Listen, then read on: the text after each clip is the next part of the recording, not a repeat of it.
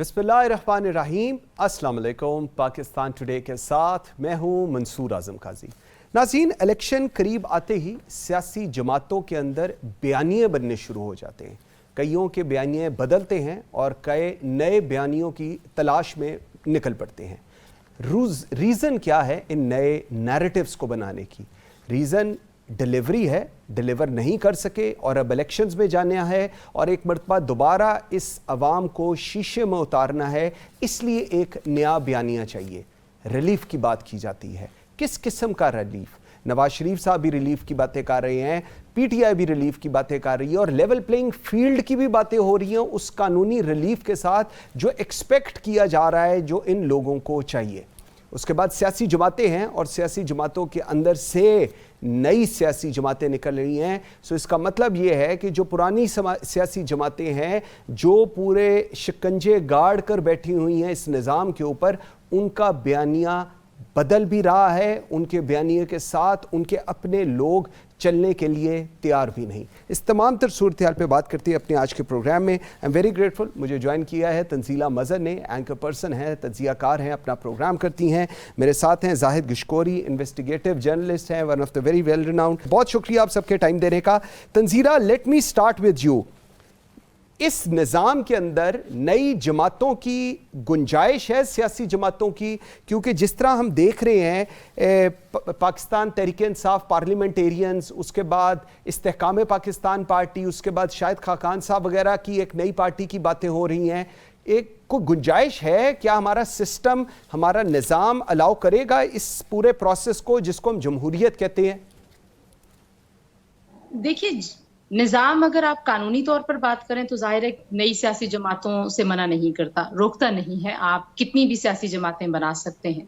अगर आप निज़ाम उस पूरे सियासी तबके और इदारे की बात करें कि उस सियासी तबके ने पाकिस्तान में कितना डिलीवर किया और ये जो जमातें हैं ये टूट फूट का शिकार होकर क्या पाकिस्तान में जमहूरियत के लिए मौसर और मुआवन साबित हुई हैं, तो फिर मेरा ख्याल है कि हमें अपना जो सियासत करने का तर्ज है, हमें जो जमहूरियत को चलाने का तरीक़ाकार है, उसको बदलने की ज़रूरत है। अगर उसी सोच के लोगों को, उसी नज़रिए के हामिल लोगों को इन्हीं पुरानी जमातों में से निकले हुए लोगों के चेहरों के साथ आपने बार-बार नई सियासी जमातें क्रिएट करनी है, प्रॉक्सीज़ बनानी है इन सियासी जमातों के खिलाफ, या इनको एक दूसरे के मद्दे मुकाबिल खड़ा करना है, या किसी को किसी का मुतबादल बनाना है। सिर्फ इस नीयत से अगर नई जमातें बनेगी तो मेरा ख्याल है कि वो कोई बहुत ज़्यादा मददगार साबित नहीं होंगी जमहूरियत की मजबूती के लिए और जमहूरियत को बेहतर करने के लिए।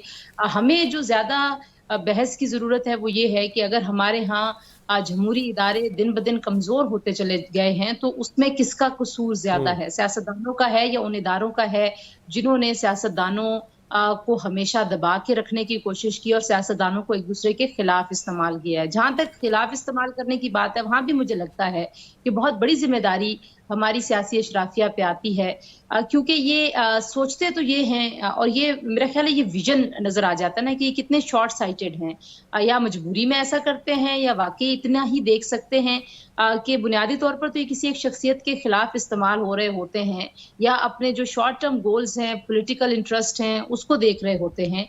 लेकिन अगर आप सारी की सारी कलेक्टिव लड़ाई को देखते हैं जो ओवर द डेकेड्स हमारी सियासी जमातों ने और सियासतदानों ने एक दूसरे के खिलाफ लड़ी है, उसका नतीजा ये निकला है कि आज सबसे कम जो क्रेडिबिलिटी है वो इन सियासतदानों की, इन सियासी जमातों की है। यहाँ तक कि हम इनके किसी बयानिए पर यकीन करने के लिए तैयार नहीं हैं। हम इनको इजाज़त नहीं देते कि ये अपने बयानिए की वजाहत करें, हम इनको इजाज़त नहीं देते कि ये अपने बयानिए में कोई रद्दो-बदल कर सकें। सो ये मैटर ऑफ क्रेडिबिलिटी जो है ये सियासी जमातों के लिए बहुत बड़ा सवालिया निशान है। तो मेरा ख्याल है कि हमें अपने तर्ज़े सियासत और तर्ज़े हुक्मरानी पे बहस की ज़रूरत है। नई जमातें हमारे मसलों का हल नहीं हो सकती। बिल्कुल सही। अच्छा जाहिद साहब, मैं ज़रा आपकी तरफ आता हूँ। ये जो अभी एक बात हम लोग कर रहे हैं, पुराने चेहरे, नई जमातें और नया बयानिया, ये तीन चीज़ें इस वक्त मार्केट में सेल होने के लिए आई हैं और इन सब का एक ट्रैक रिकॉर्ड है। उनको हम सब जानते हैं, पूरा निज़ाम उनको जानता है, किस तरह उन्होंने डिलीवर किया, नहीं किया, किस तरह की सियासत की, नहीं की।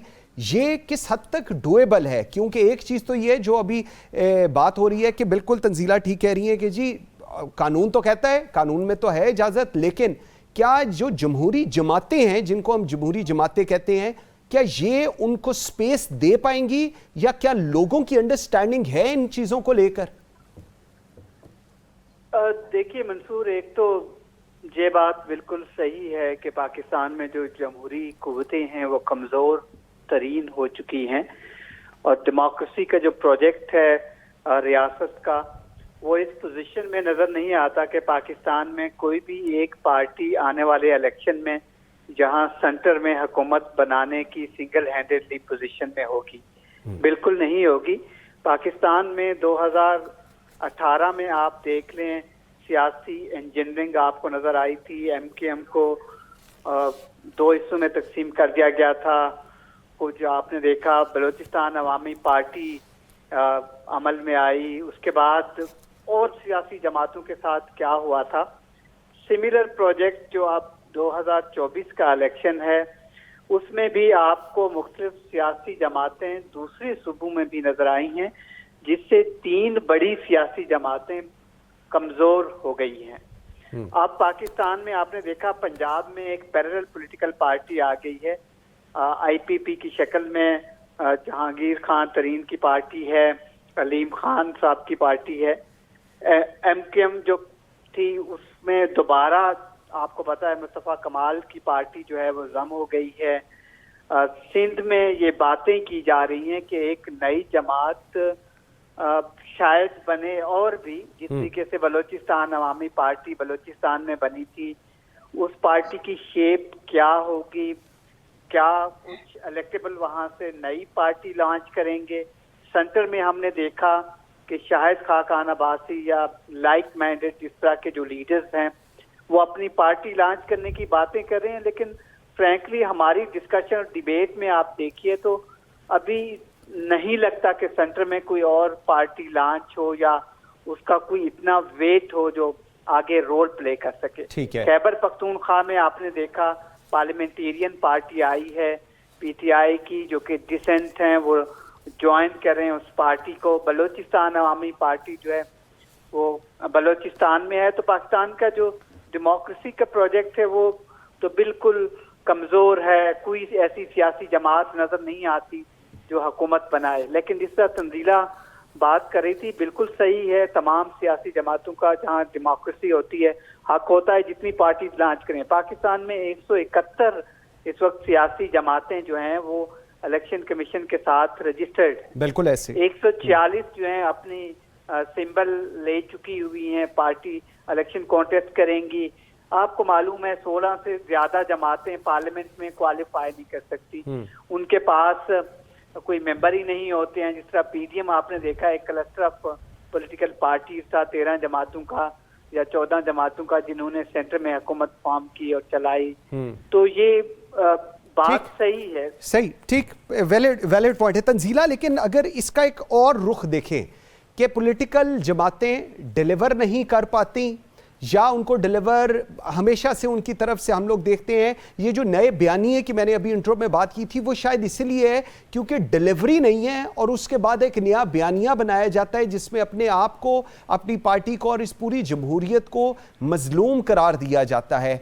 इसके ऊपर आपका क्या व्यू पॉइंट है?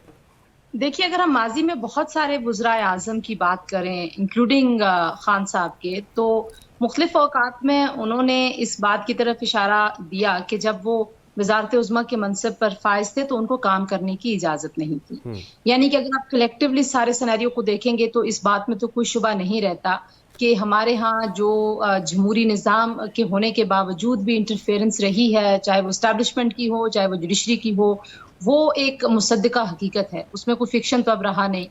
सो मच तो कि जाने जो गुज़श्ता हमारे आर्मी चीफ थे जनरल बाजवा साहब, वो भी जाते हुए अपनी अलविदाई जो तकारीर थी उसमें इस बात पे एक मोहर सबत कर गए कि हम सियासत में मुदाखलत करते थे।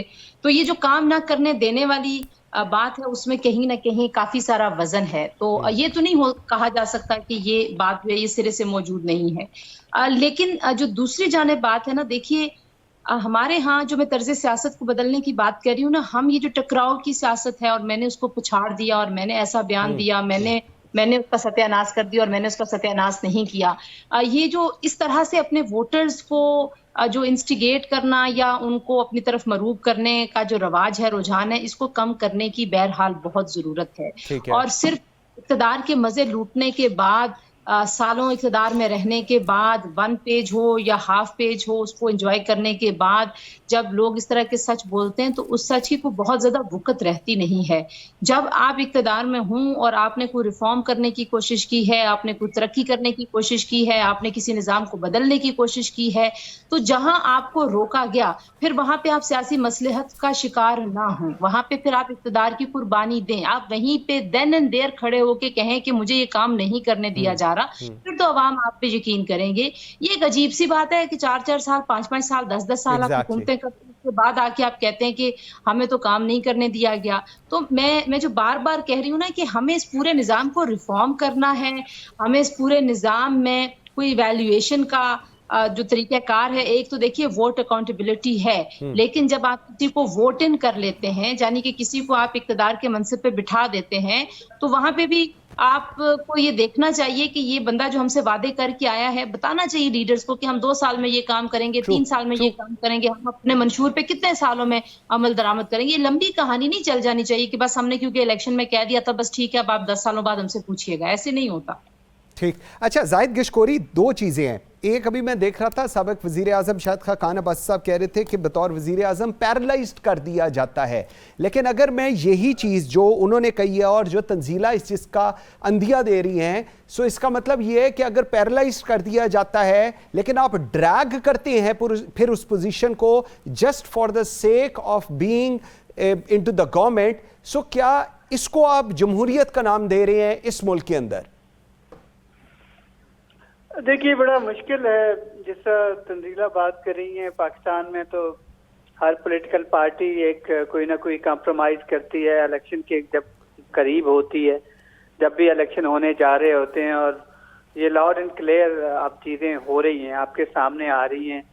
सियासी जमातें जो बड़ी 3 हैं, होपफुल हैं कि वो सेंटर में हुकूमत बनाएंगी, उनको किसकी आशीर्वाद हासिल होगी। एक बात तय है कि अभी भी एक पॉलिटिकल जो मोमेंटम बन रहा है, आपने देखा है कि किसी सियासी जमात ने पाकिस्तान को जो मौजूदा चैलेंजेस हैं, कोई अपना एक लेआउट प्लान दिया हो, एक प्लान दे के कि हम अगर हुकूमत में आते हैं तो हम पाकिस्तान को जो 3 बड़े चैलेंजेस हैं, या जितने भी फ्रंट लाइन पे इकोनॉमिक चैलेंजेस है, टॉप पे है, टेररिज्म का है, दूसरे हैं, वो एक प्लान दें। आपने देखा है 3 महीने बाकी रह गए हैं या 4 महीने इलेक्शन से, किसी सियासी जमात ने अपना प्लान दिया है, रोड मैप दिया है?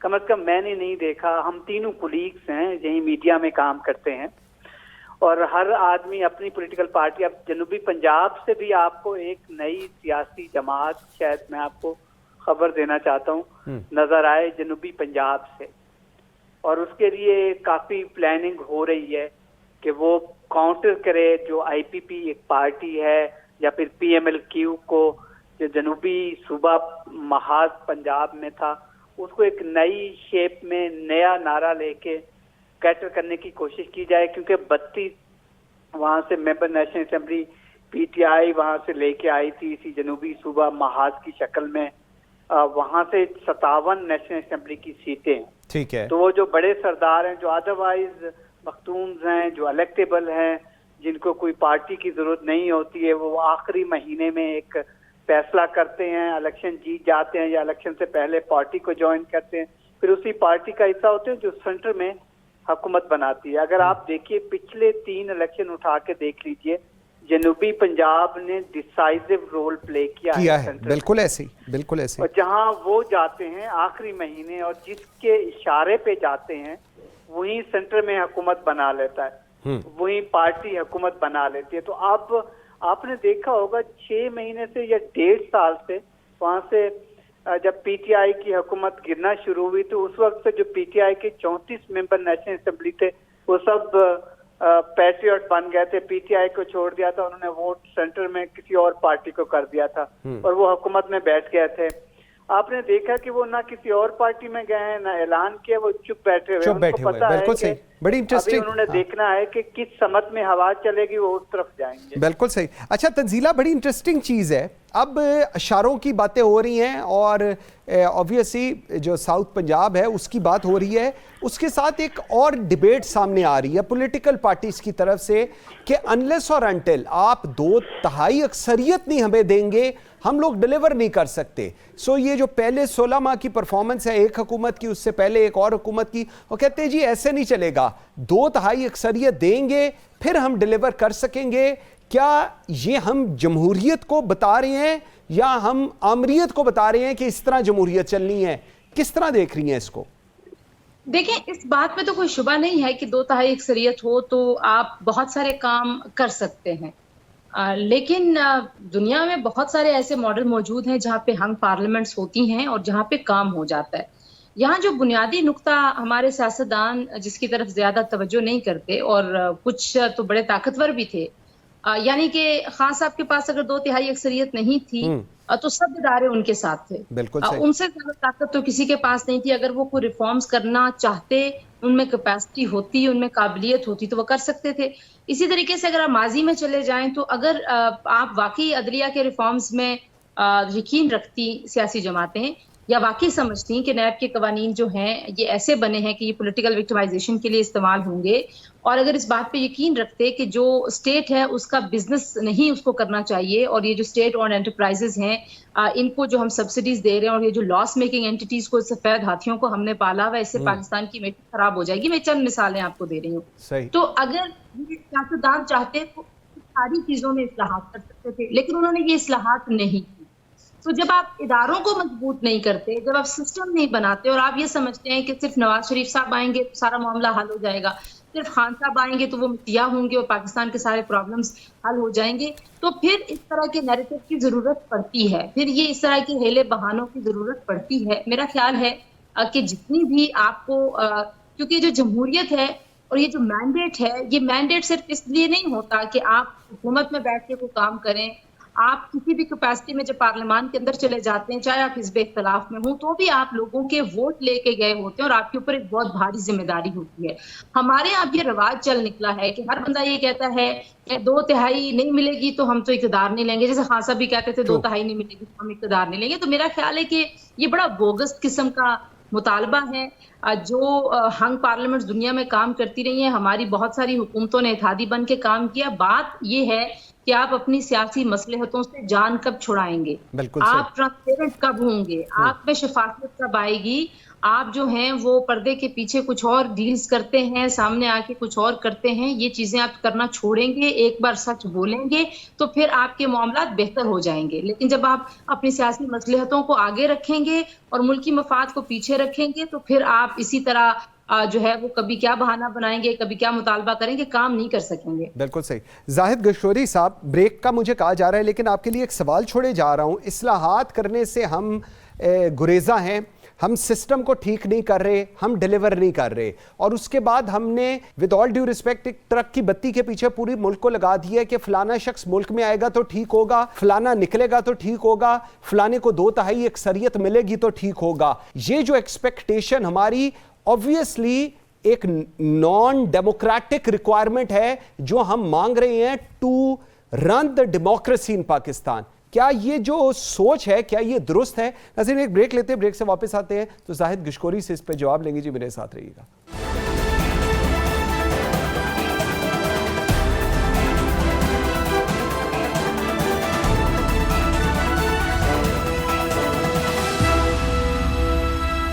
Welcome back after the break. जी नाज़रीन, मेरे साथ हैं जाहिद गशकोरी और तंजीला मज़हर। जी जाहिद गशकोरी, आपके लिए मैं सवाल छोड़ गया था, इस्लाहात, इदारे स्ट्रेंथन करना, सिस्टम को ठीक करना, वो नहीं किया, लेकिन हम इंडिविजुअल्स की आस के ऊपर आज भी बैठे हुए हैं कि वो शख्स आएगा, वो शख्स निकलेगा और फिर उसके बाद मुल्क ठीक हो जाएगा।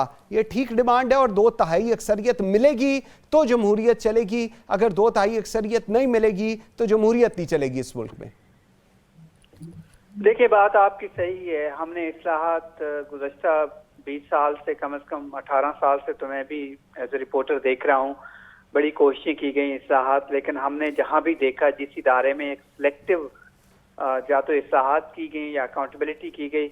आप तो इलेक्शन की बात कर रहे हैं, मुझे तो ये लगता है कि आने वाले 1.5-2 महीने में मैक्सिमम अगर ये अकाउंटेबिलिटी ड्राइव दोबारा शुरू हो गई है और इसको सुप्रीम कोर्ट में चैलेंज नहीं किया जाता किसी उसकी तरफ से कानून को, जो कि सुप्रीम कोर्ट ने, आपको पता है, जो कानून में तब्दीली हुई थी, स्ट्राइक डाउन कर दी, मेजर जो तब्दीलियां थी।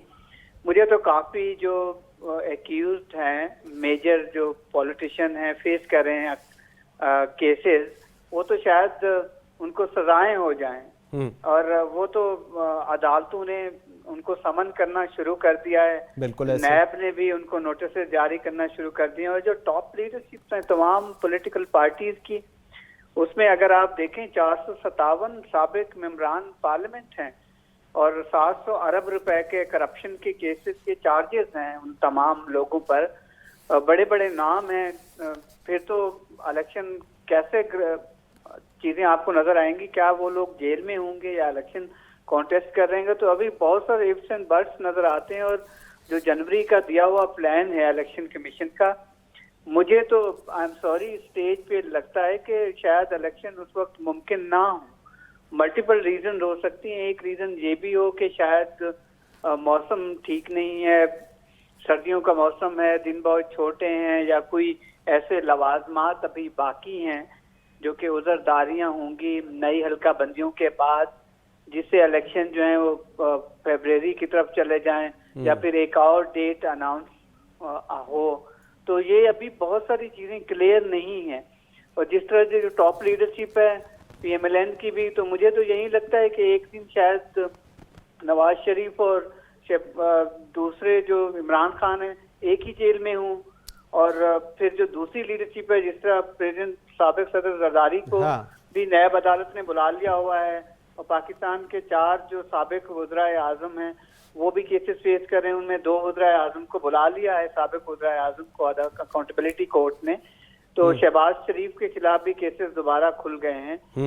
तो काफी ऐसी चीजें जिसमें आपको मालूम ही है, जो चौधरी शुगर मिल का केस है उसमें तो मरियम नवाज शरीफ भी एक्यूज्ड हैं और वो केस नैब ने दोबारा खोला है। तो अब तो हमें क्लियर नहीं है कि जो अकाउंटेबिलिटी ड्राइव है जो आप वो किधर जाएगी। ठीक, लेकिन जाहिद गिशकोरी, मुझे जरा एक चीज बताएं, अभी जो एक कहा जा रहा है कि जी नवाज शरीफ साहब को और चेयरमैन पाकिस्तान तहरीक इंसाफ को कानूनी रिलीफ शायद मिलने जा रहा है, ये जो एक इस वक्त मैं वो once again it's in the air कि जी ये होने जा रहा है, जो आपकी मैं बातें समझ रहा हूं उससे तो मुझे नहीं लग रहा है ऐसा कुछ होने जा रहा है।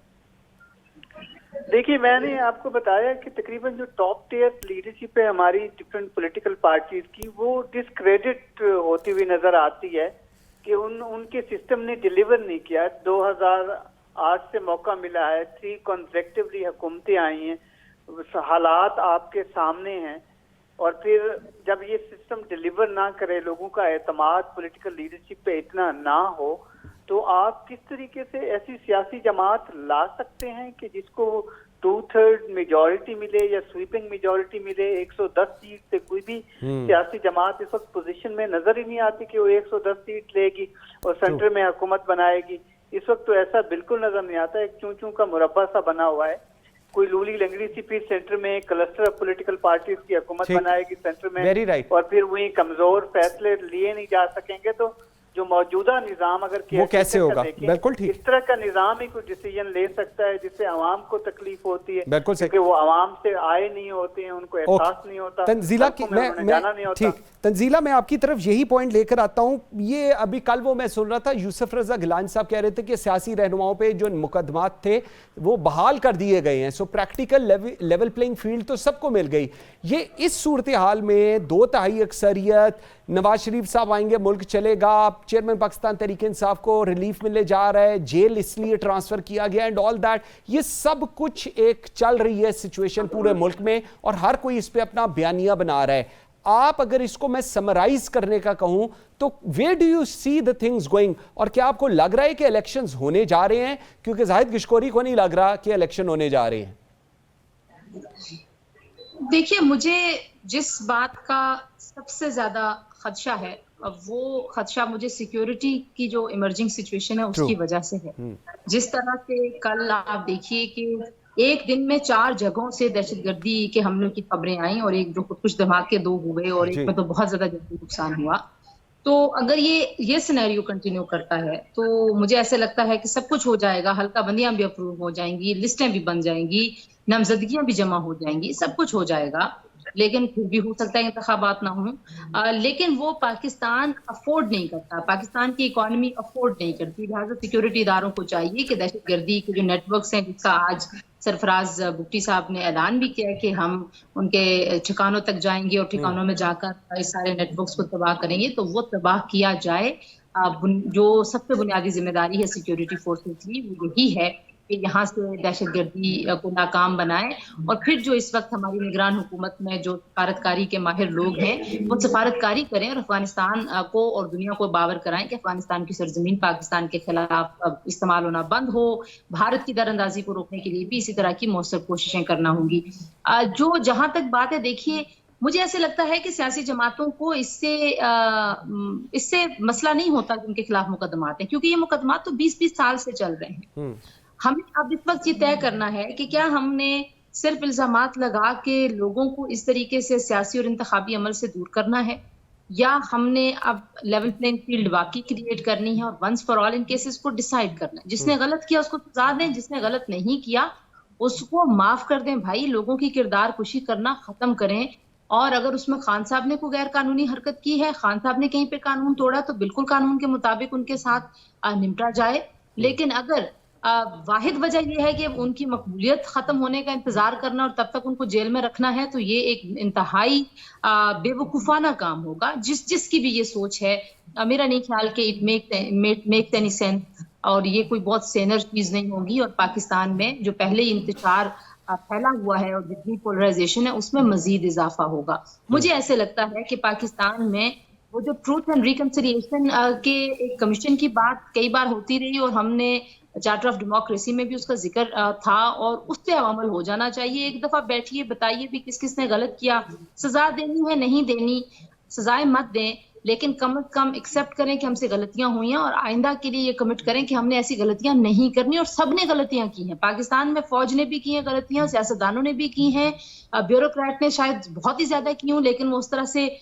हमारी जरा नजर वहां पे जाते जाते रुक जाती है बीच में, पता नहीं क्यों। इसी तरीके से जुडिशरी ने भी बहुत की हैं, मीडिया ने भी बहुत गलतियां की हैं। यहाँ पे कोई भी हाजी साहब नहीं है, यहाँ पे कोई भी दूध का धुला नहीं है। अगर आपने इस मुल्क को बचाना है, इस मुल्क को आगे लेके जाना है, तो सारे एक दफा बैठ के अपनी अपनी गलतियां तस्लीम करें। बिल्कुल सही। दूसरों के गिरबानों को पकड़ के और दूसरों को गिरा के और दूसरों को गंदा साबित करके और दूसरों को चोर और डाकू साबित करके आप सिर्फ इस मुआशरे में मजीद तकसीम पैदा कर रहे हैं, इस मुआशरे में मजीद और कुछ नहीं करें। बिल्कुल ठीक, बिल्कुल ठीक। अच्छा जाहिद गिशकोरी, लास्ट जरा मुझे बताइएगा, ये जो इस वक्त वंस अगेन ये जो बयानियों की जंग चल रही है, इसमें अपेरेंटली सबसे हैवी जो भारी बयानियां हैं वो पाकिस्तान तहरीक इंसाफ का है। Even as of today, even after 9 तारीख को जो कुछ हुआ, क्यों नहीं उनका बयानिया अभी तक पैसिफाई हुआ? क्यों नहीं लोगों ने उनको सपोर्ट करना छोड़ा?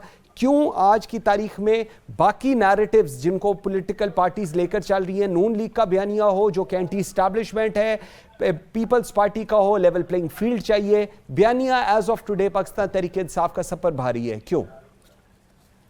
देखिए, इसमें तो कोई शक नहीं है, जो फॉलोइंग है दूर दराज के इलाकों में, अभी उनकी जो पॉपुलैरिटी है पीटीआई की एज ए पार्टी, वो अभी भी पीक पे है। यही एक वजह है कि इलेक्शन शायद डिले हो रहे हैं। जो अभी तंजीला ने बात की, अगर आप देखें 61% इस वक्त 50,000 जो पोलिंग स्टेशन हैं, टोटल 91,000 हैं मुल्क में इलेक्शन करवाने के लिए, उनको हसास करार दे दिया गया है और 17,000 हसास तरीन है, इंतहाई हसास तरीन। अगर आप पिछले इलेक्शन में कंपैरेटिवली देखें 2018 में, उस वक्त तो 17,000 टोटल हसास करार दिए गए थे और इस वक्त 50,000। ये एक अलमिया है। इलेक्शन इससे डिले नहीं होने चाहिए दहशतगर्दी या फिर लैंड ऑर्डर सिचुएशन की वजह से। 2018 और 13 में टॉप पे दहशतगर्दी थी पाकिस्तान में, आपको मालूम ही है, उस वक्त भी इलेक्शन हुए थे, बड़े बड़े अटैक्स होते थे पॉलिटिकल लीडरशिप पे, 2018 में भी होते रहे हैं। आपको पता है मस्तोंग में 2018 में ऐसे हुआ था, एक हुआ था जिसमें 159 अफराद शहीद हो गए थे। एक पॉलिटिकल रैली जो पाप पॉलिटिकल पार्टी सिराज रईसानी पर अटैक हुआ था, वो शहीद हो गए थे उसमें। तो ये इलेक्शन रुकनी नहीं चाहिए इस चीज पे। जब पॉलिटिकल पाकिस्तान पर प्रेशर भी है, पाकिस्तान डिले नहीं कर सकता, अफोर्ड नहीं कर सकती रियासत इलेक्शन को। लेकिन अल्टीमेटली तंजीला ने जो बात की कि एक ऐसा सियासी जमातों के दरमियान कोई मुआहदा हो कि तमाम चीजें आप एक साइड पे कम से कम रखते हैं, कोई ऐसी वे आउट निकाल लें कि सारी पॉलिटिकल पार्टी को लेवल प्लेइंग फील्ड हो, किसी हद तक हो कम से कम। हाँ, तो किसी हद तक हो, ठीक कह रही हैं। पार्टिसिपेट करे इलेक्शन में, लोगों का एतमाद बहाल हो कि यस इलेक्शन हुए हैं, समहाउ अच्छे इलेक्शन हैं, फेयर हैं, तो फिर कोई पॉलिटिकल पार्टी सेंटर में हुकूमत बनाए। तो ये लगता मुश्किल है, लेकिन ऐसा कोई पावरफुल आदमी हो रियासत के अंदर ही जो सबको बिठाए और कन्विंस करे। मेरी नजर में ये बातचीत चल रही है, ठीक, मेरी इंफॉर्मेशन के मुताबिक इस तरह की एक बातचीत है सियासी जमातों की टॉप टियर के दरमियान। कोई ऐसी कुव्वत मौजूद है, लेकिन कोई कॉन्सेंसस या कंसोलिडेशन नहीं हो रही स्टेज पे। शायद आने वाले महीने के बाद हो, कुछ हो जाए। बिल्कुल ठीक, बिल्कुल सही। Zahid Gashkori, thank you very much. Tanzila Mazhar, बहुत शुक्रिया आप दोनों के टाइम देने का। नाज़रीन, एक ब्रेक लेते हैं जी, और जिससे वापस आते हैं तो ज़रा पाकिस्तान की जो माशी सूरत हाल है एक उस पर भी तज्जिया लेते हैं अपने इकोनॉमिस्ट से। मेरे साथ रहिएगा।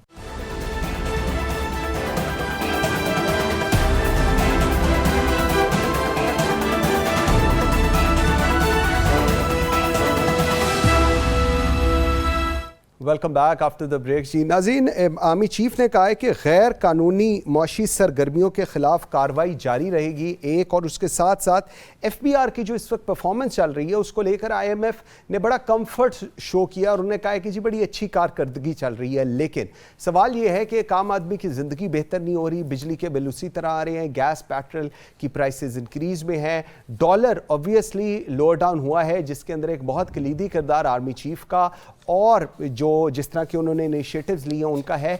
लेकिन क्या at the end of the day आम आदमी की ज़िंदगी बेहतर हो सकेगी, इस पर बात करेंगे। आई एम वेरी ग्रेटफुल, मुझे इस वक्त ज्वाइन कर रहे हैं doctor Abid Qayyum Suleri, one of the very well renowned economist हैं, STPI को हेड करते हैं। मेरे साथ हैं Ali Salman, once again a very well renowned economist. बहुत शुक्रिया आप दोनों के टाइम देने का। डॉक्टर आबिद क़य्यूम सुलेरी साहब, सबसे पहले गैर कानूनी माशी सरगर्मियों पर जो क्रैकडाउन चल रहा है, आर्मी चीफ कह रहे हैं वो कंटिन्यू रहेगा।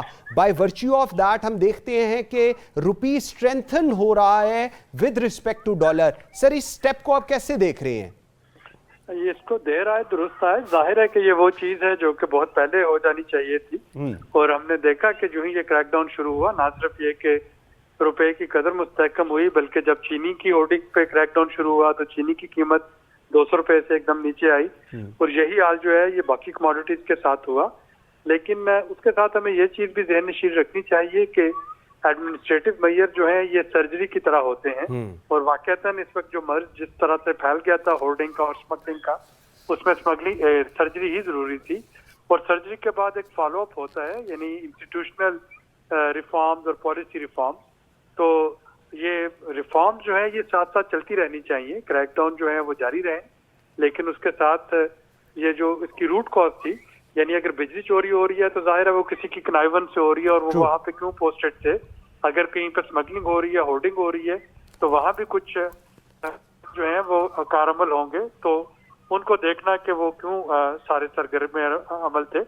ये रिफॉर्म साथ में जारी रहनी है। बिल्कुल सही। अली सलमान, अभी ये जो बात कर रहे हैं डॉक्टर आबिद क़य्यूम सुलेरी साहब, आई एग्री ऑन दैट, लेकिन इसका एक और भी पॉइंट टू भी है। पॉइंट टू ये है कि अगर आपने पिछले 16 महीने गुजरे, उससे पहले भी हुकूमतें थी, उससे पहले भी हुकूमतें थी, ये 3-4 हफ्तों के अंदर अगर ये सब कुछ हुआ है जिससे एटलीस्ट रुपी स्ट्रेंथन हुआ है, और हमारा अभी हम एक्सपेक्ट कर रहे थे इंटरेस्ट रेट बढ़ेगा, वो भी नहीं बढ़ा, तो ये 3 हफ्ते वाला जो प्रेशर है ये उन 16 महीनों में या उससे पहले वाली हुकूमत में नहीं दिया जा सकता था।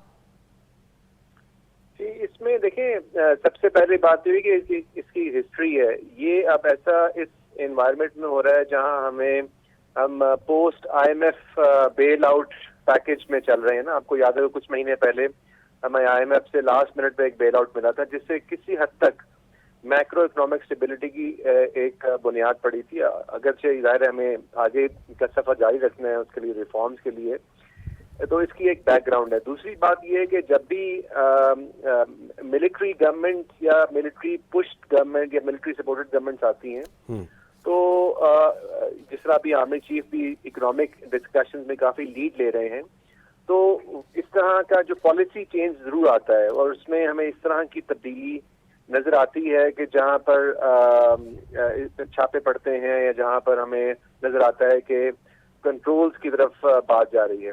तो इस हवाले से तो यकीनन हमें एक बेहतरी नजर आती है, लेकिन जिस तरह अभी सिराजी साहब भी कह रहे थे, ये कोई मसले का हल नहीं है। मसले का हल तो यही है कि हमने अगर चीनी का मसला हल करना है तो उसके लिए हमारा व्यू तो ये रहा है कि इसकी आपको आज़ाद तिजारत की तरफ जाना पड़ेगा।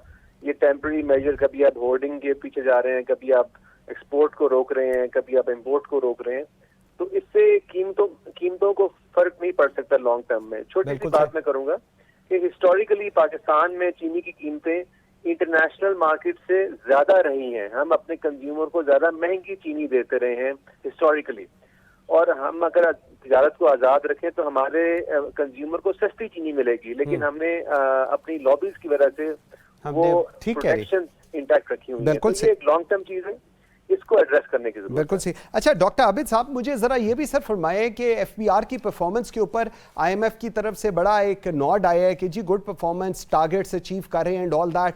ये सारी चीजें एक पॉजिटिव ट्रेंड भी बता रही हैं। ऑब्वियसली हम लोग IMF के प्लान के अंडर है, इसका जो रिजल्ट है, इसकी चीजें बेहतर होता माशी सूरत हाल के जो असरात हैं वो आम आदमी की जिंदगी पर कब पड़ने शुरू होंगे?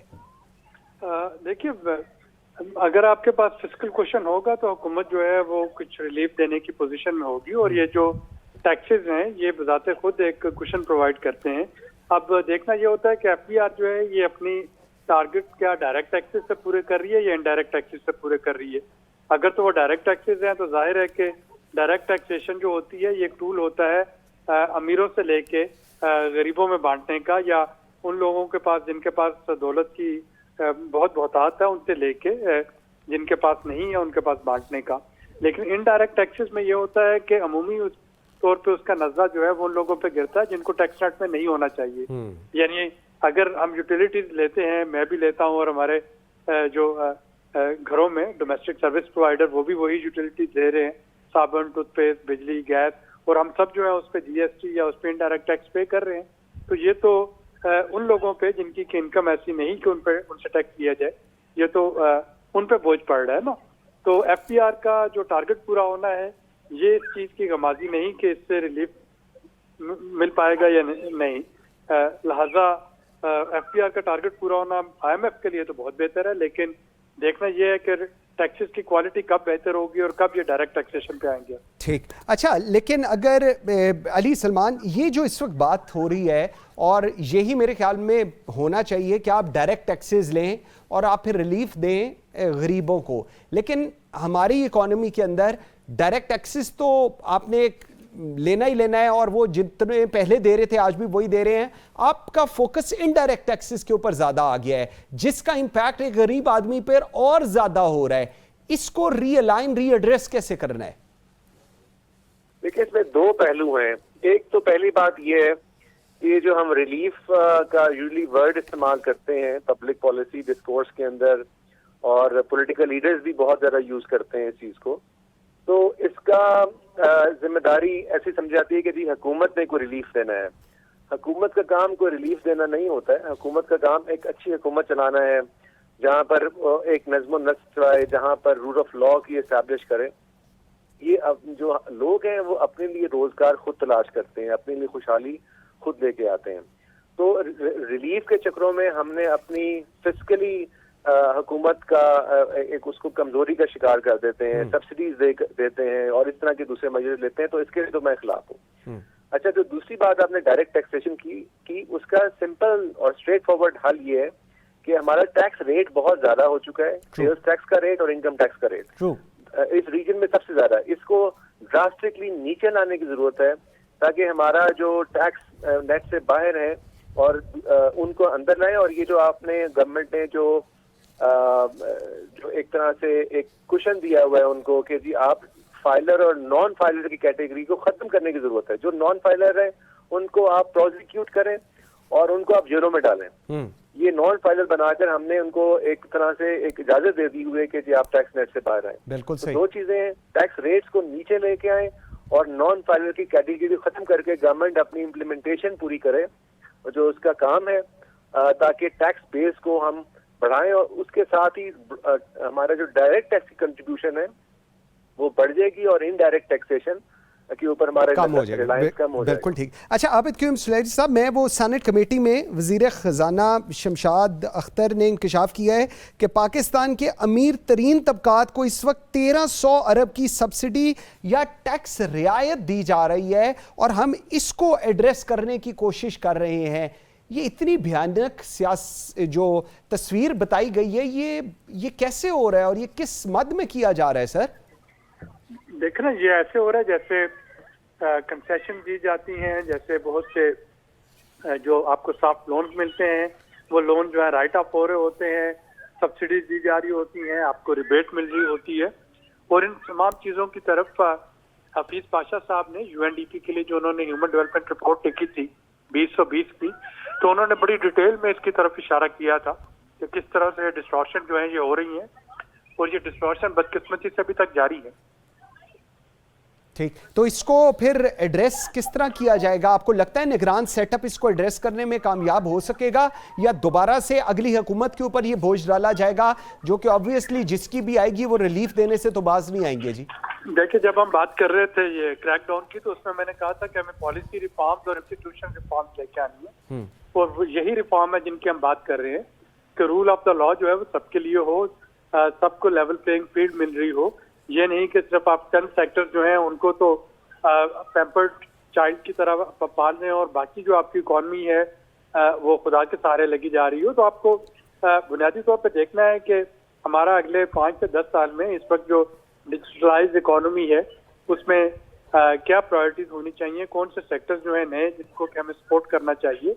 और कोई वजह नहीं कि हम सिर्फ चंद सेक्टर जो है बस उन्हीं पर फोकस रखें और उन्हीं को तमाम राहत देते जाएं। जाहिर है कि हमें स्मॉल एंड मीडियम एंटरप्रेन्योर्स, जो स्मॉल फार्मर्स और जो आपके मीडियम, उनको भी करने की जरूरत। ठीक, बिल्कुल ठीक। अच्छा लास्ट जरा मैं अली से मैं पूछता जाऊं, जरा ये बताइए जो भी लेवल प्लेइंग फील्ड की, वैसे तो हम सियासत में लेवल प्लेइंग फील्ड की बात करते हैं, अब इकोनॉमी के ऊपर भी लेवल प्लेइंग फील्ड आ गई है, ये level playing field for the rich, ये टर्मिनोलॉजी कैसी लगी आपको अली सलमान साहब?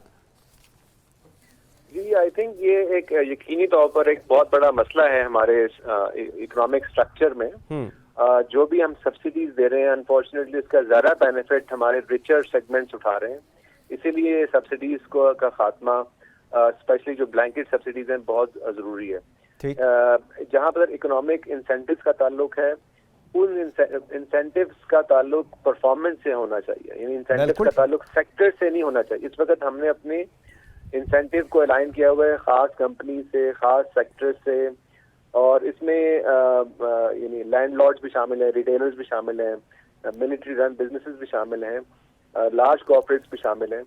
तो इसको खत्म करना चाहिए और लेवल प्लेइंग फील्ड का मतलब ये है कि किसी को कोई स्पेशल फेवर्स, इंसेंटिव ना दिए जाए ताकि लोग अपने परफॉर्मेंस के ऊपर आगे बढ़ सकते। बिल्कुल ठीक। Ali Salman, thank you very much. Doctor Abid Qayyum Suleri, thank you very much जी। हमें तंजीला ज्वाइन किया था, जाहिद गिशकोरी साहब ने ज्वाइन किया था। नाजरीन, आज के लिए इतना ही। मुझे मंसूर आजम काजी को दीजिए इजाज़त। अल्लाह हाफ़िज़।